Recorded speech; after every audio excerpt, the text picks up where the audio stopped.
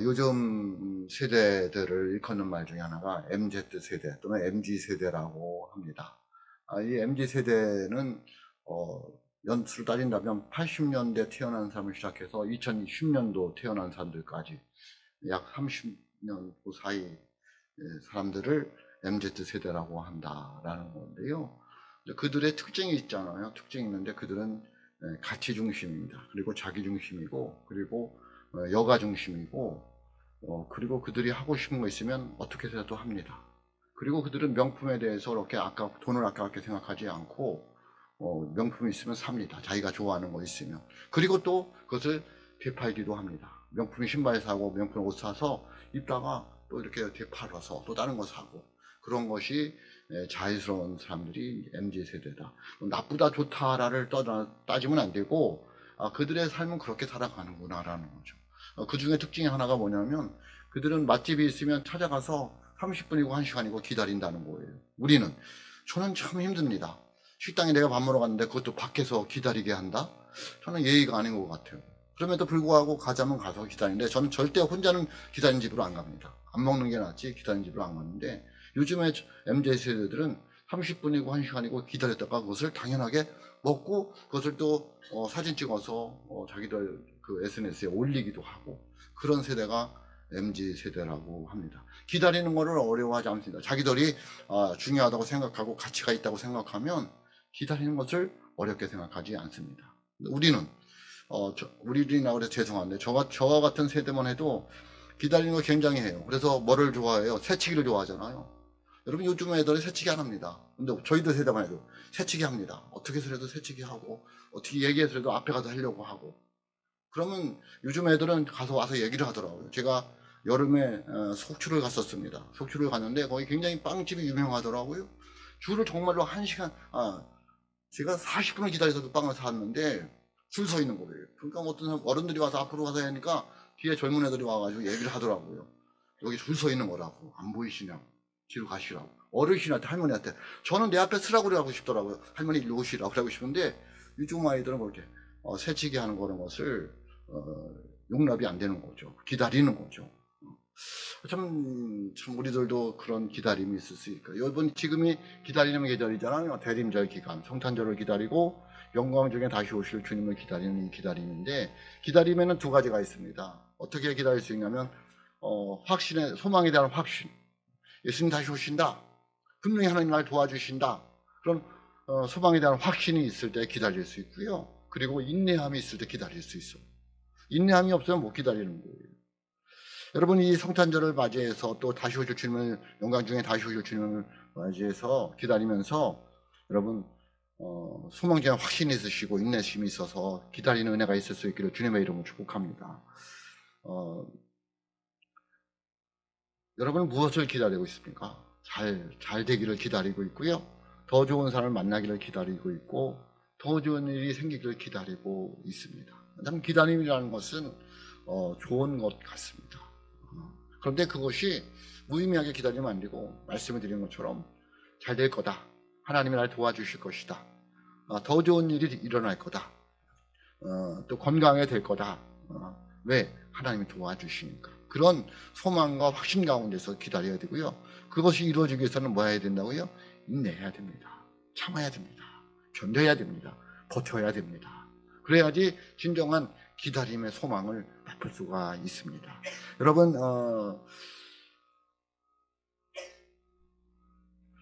영광의 주님이 다시 오신다고 하는데, 그 다시 오실 주님을 뭐라고 표현하고 있냐면 영광 중에, 이렇게 표현하고 있습니다. 영광 중에 다시 오실 주님을 기다리고 있는데, 그 영광 중에 다시 오실 주님이 오시기 전에 어떤 일이 일어날까요? 그걸 봐야죠. 어떤 일이 일어날까요? 언제 오실지 모르잖아요. 그런데 영광의 주님이 다시 오시기 전에 어떤 일이 일어날까는 성경에 나와 있다는 거죠. 우리가 살아가면서 가끔 어른들이 그런 얘기 많이 들었습니다. 어렸을 적에 말세야 말세.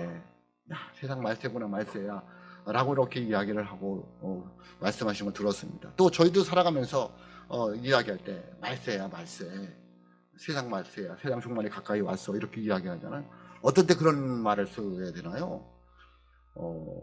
천대지변이 일어났을 때에, 또 큰 전쟁이 일어나거나 지진이 일어나고 기근이 일어나고 가뭄이 일어나는 이런 이상기후가 일어났을 때에 또 사람들이 이렇게 너무 악하게 살해를 했다거나 폐륜적인 행동이 일어났을 때에 말세야 말세라고 이야기를 한다는 것이죠.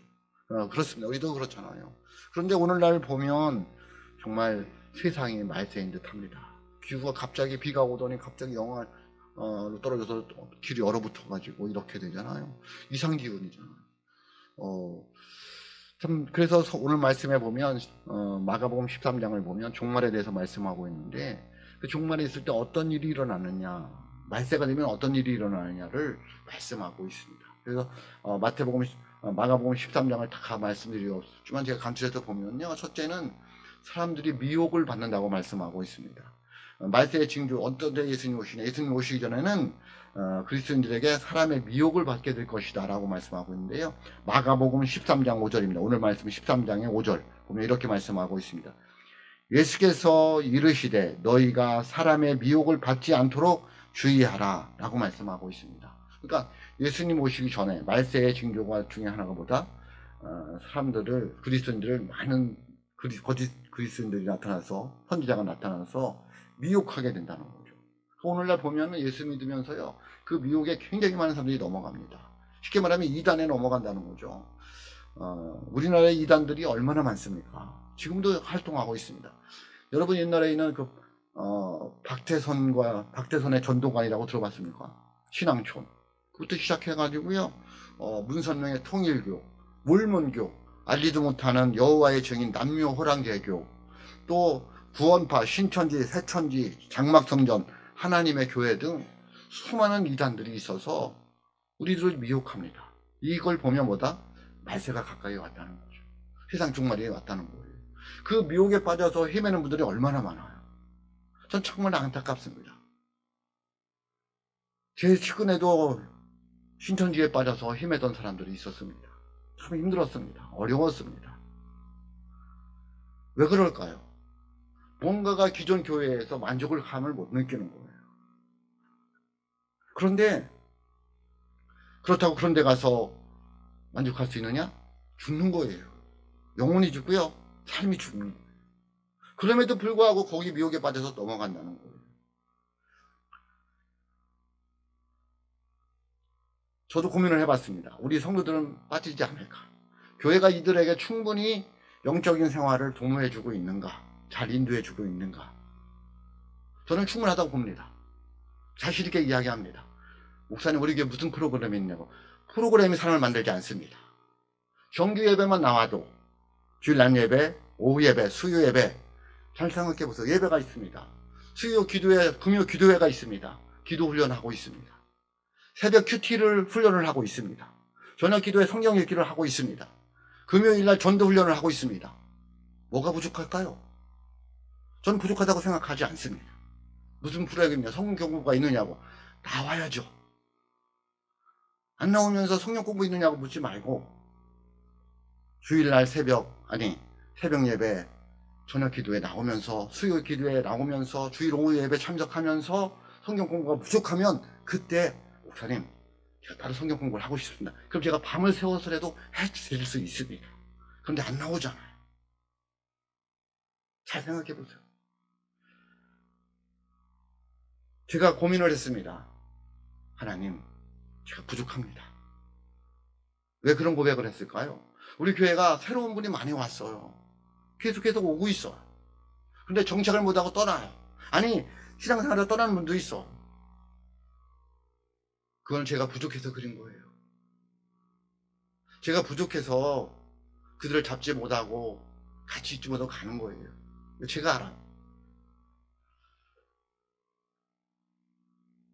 그래서 제가 여러분들한테 뭐라고 할 수가 없어요. 왜냐면 내가 부족해서 그들이 가는 건데, 신앙생활에다 떠나는 건데, 10년, 20년 같이 가다가 떠나는 건데, 그걸 누구를 탓하겠어요. 그런데 제가 마음이 아픈 건, 어떤 분들은 목사님 괜찮다고 가도, 또 어떤 분들은 신방 해봤냐고. 제가 괴롭습니다. 목사로서 떠나가는데 괜찮을 수도 없고 신방 안 할 수도 없고 그런 거예요. 그래서 제가 부족해서 그렇구나. 그럼에도 불구하고 교회에서의 어떤 프로그램 때문에 성도들이 부족하다고 생각하지는 않습니다. 제가 부족하다면 목사님이 부족해서 그렇습니다라는 것은 제가 받아들일 수밖에 없습니다. 그런데 교회 프로그램이 없어서 성도들의 신앙이 자라지 않습니다라는 것은 제가 받아들일 수가 없습니다. 왜? 여러분 한번 생각해 보세요. 한 달 동안 여러분 기도회를 얼마나 나옵니까? 고민을 해보자.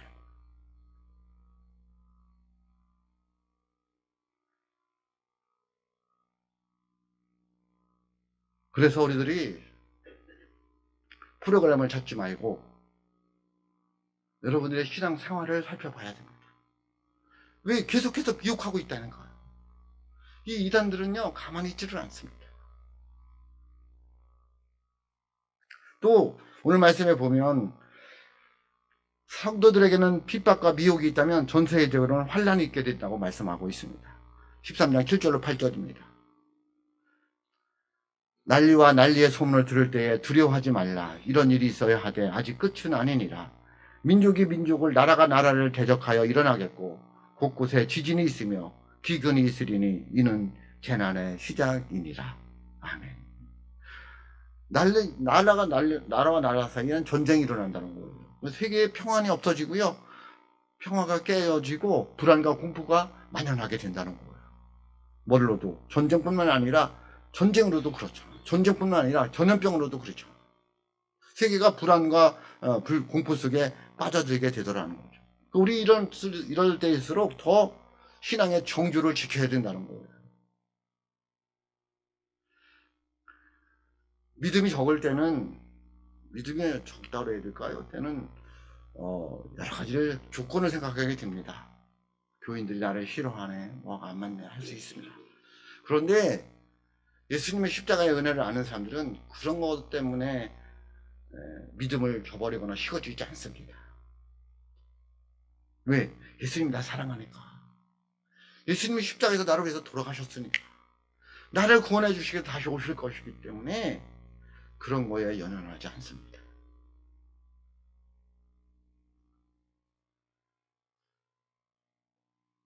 여러분 다시 오실 주님을 기다리면서 잘 이겨나가시기를 주님의 이름으로 축복합니다.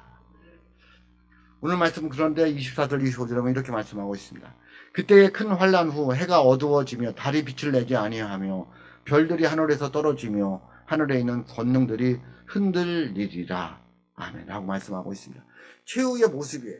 예수님 모시기 전에 여러 가지 이런 환란이 있고 환경이 주어지다가 최후에는 천체들의 변화가 일어나게 되더라는 거죠. 해와 달과 별들이 재기능을 못하는 거예요. 요즘에 해와 달과 별들이 재기능을 하나요? 못하죠. 왜? 기후가 이렇게 되었으니까. 그러니까 지금이 뭐예요? 종말 중에도 종말, 말세지말, 종말 중에도 끝이라는 거예요. 그러므로 우리가 정신을 차리고 있어야 된다. 깨어 있어야 된다라는 거예요.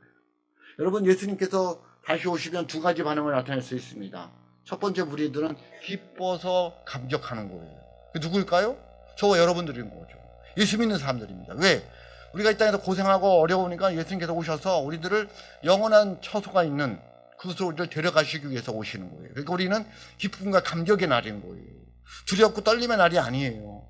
예수님 오신 건 너무 좋은 거예요. 아픔과 고통과 눈물과 슬픔이 없어지는 것이기 때문에. 기쁨이 있고 감사가 있고 하나님만 경배하며 찬양하는 그 천사들과 함께 영원한 곳에서 살아가기 위해서 예수님이 오시는 거기 때문에 우리에겐 기쁨의 날이고 감격의 날인 거예요. 그래서 기다리는 거예요. 또 한 가지는 심판과 저주의 날이 되는 거예요. 누구에게? 믿지 않는 자들에게, 예수님을 모르는 사람들에게, 죄악 가운데 있는 사람들에게. 두 가지 반응으로 나타날 수가 있습니다.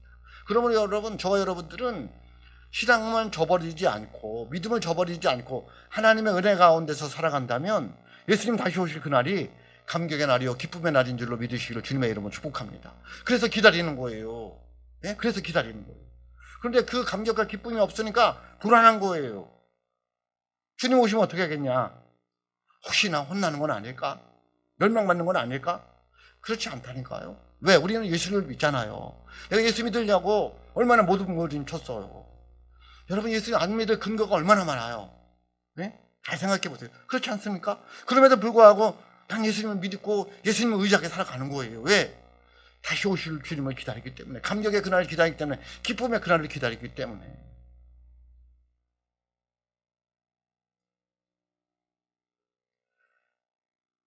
저와 여러분들은 예수님 앞에 섰을 때 착하고 충성된 자가 수고하고 고생했다, 내가 너를 사랑해 라고 맞이해 주실 줄로 믿습니다. 그게 마지막이에요. 그게 주님 오시는 날이라니까요. 내가 너를 모른다, 저 바깥 어두운 세상에 가서 이를 갈며 슬픔이 있으리라. 그것은 우리한테 얘기하는 게 아니라 안 믿는 자들에게 하는 거예요. 그러니까 우리들이 이 땅에서 기다리면서 준비하고 있으면 되는 거예요. 어렵고 우리가 할 수 없는 일들이 아니라는 거예요. 그러므로 여러분, 다시 오실 주님을 기다리실 주님의 이름을 축복합니다. 영광의 주님 어떻게 오실까요? 어떻게 오시느냐는 거예요. 물론 예수님께서 재림 때에 예수님께서 어떻게 오신다, 언제 오신다는 언급하고 있지 않습니다. 그날과 그 시는 하나님 아버지만 알고 예수님도 모르신다고 이렇게 말씀하고 있습니다. 마태복음 24장 36절 말씀입니다.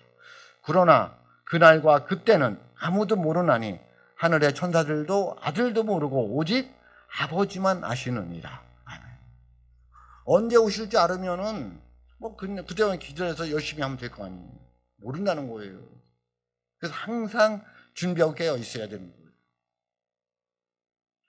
그런데 오늘 말씀에 보면 26절 보면 이렇게 말씀하고 있습니다. 그때에 인자가 구름을 타고 큰 권능과 영광으로 오는 것을 사람들이 보리라 라고 말씀하고 있습니다.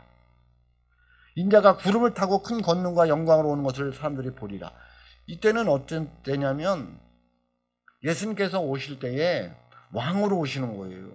그래서 옛날에는 하나님을 보면 죽는다고 했어요. 왜? 거룩하시기 때문에. 죄인은 우리들이 하나님을 보면 죽는다고 생각을 했어요. 실제로 죽었고 죄의 가운데 있으니까. 그래서 하나님이 우리에게 나타나실 때 안 보이게 구름을 타고 오신다고 말씀하고 있는 거예요.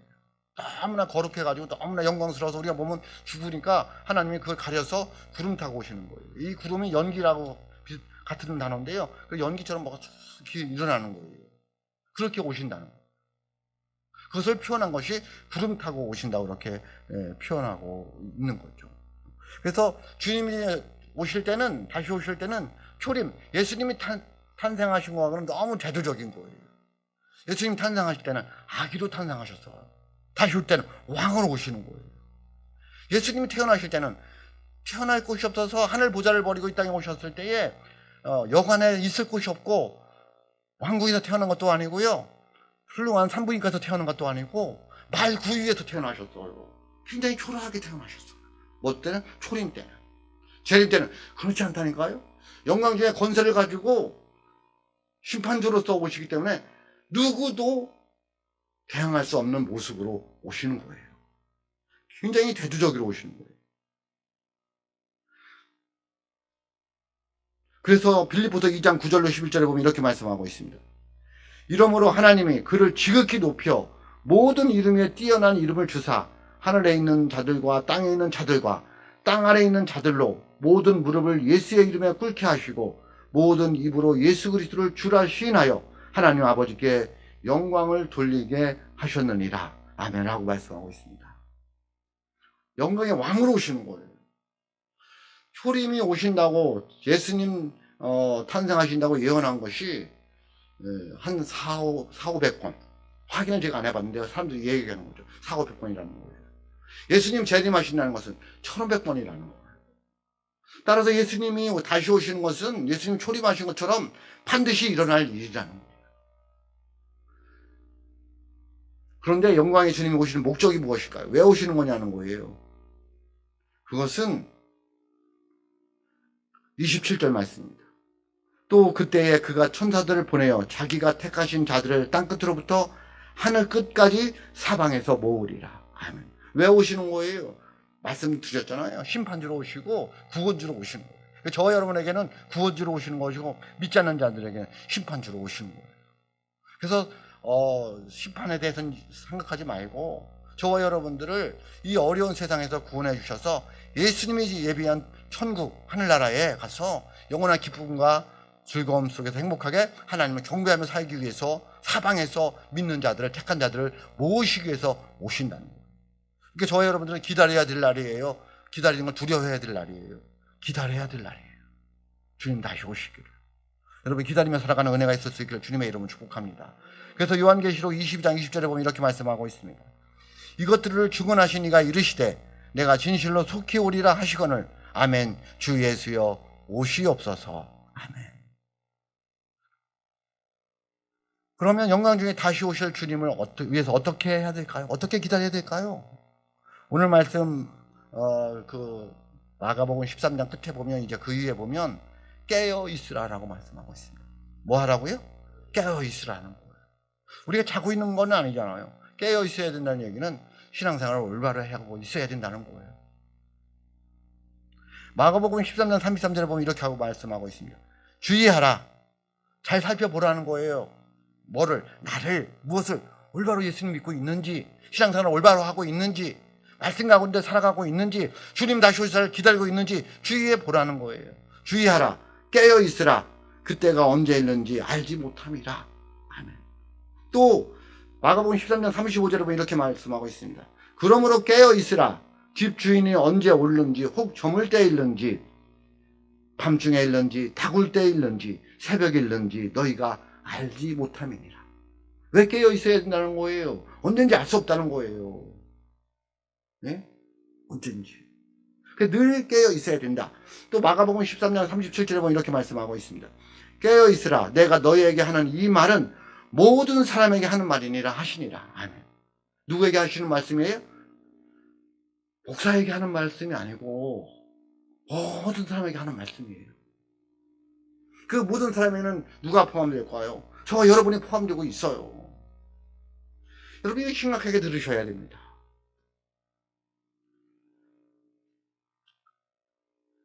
요즘에 한참 영화 중에 영화가 뜨는 게 있는데요. 서울의 봄날인가요? 서울의 봄인가? 12.12 사태를 이야기하는 거예요. 제가 그냥 가보지는 않고 제가 유튜브로 소개하는 걸 봤습니다. 거기서 그런 얘기 하더라고요. 사람들은 강하게 인도하는 자들 따라간다고. 그래서 그 모 대통령이 그렇게 그냥 강하게 막 사람 죽였습니다. 교회도 그러면 될까요? 제가 고민을 했습니다. 교회에 그렇게 하면 안 되잖아요. 목사가 강하게 인도해야지 따라와요? 마구 야단치고 해야지 따라오는 거예요? 저는 그렇게 생각하지 않습니다. 절대 그렇게 하지도 않고 알아서 따라오는 거예요. 알아서. 여러분 한번 생각해요. 제가 여러분에게 뭐 하라면 하십니까? 하는 분들도 있죠. 제가 그렇게 하지도 않고 저는 말씀을 전하고 성도들이 따라오면 감사하고 안 따라오면 제가 어떻게 하겠습니까? 저는 그 말을 들으면서 화가 났어요. 아니 사람을 동물로 보는 거예요? 강하게 잡아 끌어야지 오는 거예요? 강하게 압력을 가야지 오는 거예요? 그거는 사람한테 할 일이 아닌 거예요. 그 영화 보신 분들 있어요? 사람은 사람 취급해요. 사람을 짐승 취급해요. 사람을 짐승 취급한다. 왜? 강하게 인도하려고. 그런 거 원하면 안 됩니다. 하나님 주신 자유함 속에서 스스로 해야 되는 거예요.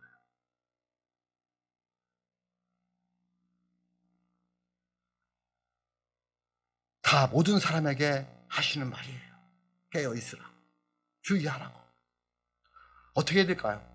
제가 하고 싶은 말이에요. 어떻게 해야 될까요? 첫째는 하나님의 말씀을 꼭 붙들어야 돼요.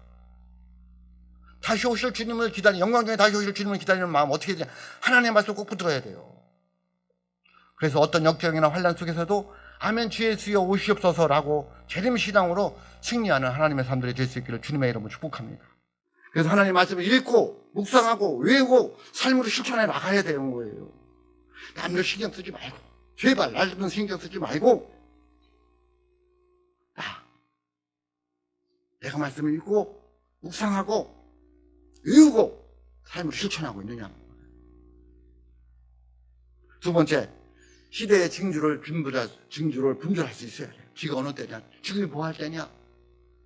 예? 왜 분별하는 거예요? 이때에 내가 어떻게 하기 위해서 때를 분별하는 거잖아요. 고민해 보셔야 됩니다. 내가 이렇게 살아가도 되는 건가? 내가 이렇게 신앙생활해도 되는 건가 고민해 봐야 됩니다. 때를 보시고. 때를 놓치면, 농부들이 때를 놓치면 곡식을 거둘 수가 없습니다. 여러분, 때를 놓치면 주님 오셨을 때에 잘다 칭찬받는 주의 종들이 되기 어려울 수도 있습니다. 고민해 보세요. 때를 지금 분별하시고 내가 이렇게 살아가도 되는지, 내가 이렇게 신앙생활해도 되는지 고민해 보셔야 됩니다. 세 번째, 기도로 준비해야 됩니다. 뭘로 준비합니까? 기도로 준비해요. 왜? 기도를 하면 하나님께서 역사해 주셔서 내 삶을 만들어 가시기 때문에 그렇습니다. 기도를 쉬면 안 됩니다. 제가 이제 연말 연초에 특별 저녁 기도회 하는데 그때만 하고 쉬는 게 아니에요. 그것을 기준으로 해서 계속 하는 거예요. 계속 하는 거예요. 우리 교회 기도 안 쉽니다. 새벽으로 저녁으로. 제가 새벽 기도, 저녁 기도 거의 빠지지 않습니다. 특별한 일이 있어요. 새벽에는 빠질 일이 없고 어디 가지 않는 한. 여러분 동참해 주세요. 함께 기도로 깨어서 기도하는 우리 서원 배달교회가 될 수 있기를 주의 이름으로 축복합니다. 그래 다시 오실 주님을 맞이할 수 있어요. 데살로니가서 5장 23절에 보면 이렇게 말씀하고 있습니다. 평강의 하나님이 친히 너희를 온전히 거룩하게 하시고 또 너희의 온 영과 혼과 몸이 우리 주 예수 그리스도께서 강림하실 때에 흠없게 구전되기를 원하노라. 아멘. 예수님 오셨을 때 우리의 모습이 흠없게 도전되기를 원한다. 이 준비를 해야 돼요. 시대를 분별할 줄 알고 말씀으로 기도로. 그게 기도하는 거예요. 우리 서원배들교회 성도들이 주님 다시 오셨을 때 잘단 칭찬받는 하나님의 사람들이 될 수 있기를 주님의 이름으로 축복합니다. 우리 주님께서 육신을 입고 이 땅에 오셨습니다. 성천절을 기다리고 있습니다. 오셔서 3일 만에 오셔서 십자가에 피 흘려 돌아가셨습니다. 3일 만에 부활하시고 승천하셨습니다. 그리고 다시 오시라, 내가 다시 오시라 주님께서 말씀하셨습니다. 그 약속하신 대로 우리 주님은 영광 중에 구름 타고 다시 오실 줄로 믿습니다. 우리는 그 예수님을 기쁨으로 맞이할 준비를 해야 됩니다. 깨어 기도해야 됩니다. 말씀 가지고 붙들고 기도해야 됩니다. 시대를 분별하고 올바로 주님을 섬기며 살아가야 될 줄로 믿습니다. 그래서 우리 주님이 영광 중에 다시 오실 때 기쁨으로 맞이할 수 있는 우리 사랑하는 성도들 다 되시기를 주의 이름으로 축복합니다. 기도하겠습니다.